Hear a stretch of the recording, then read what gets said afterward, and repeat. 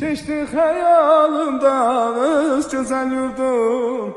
Dumanlar başında dastana döndü, dastana döndü.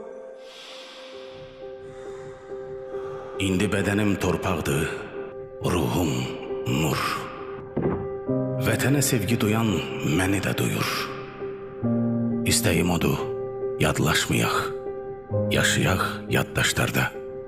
İstərəm yaşlanaq, yaşlandıqca hər ömür. Bu yolda şəhid olaraq dönməliyik inşallah. Çünki insan öləndə unudulmur, unutulanda ölür.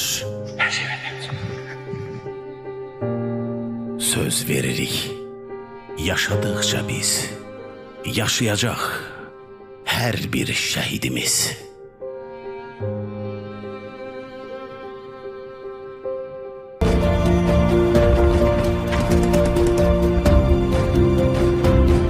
Azərbaycan yaşayacaq.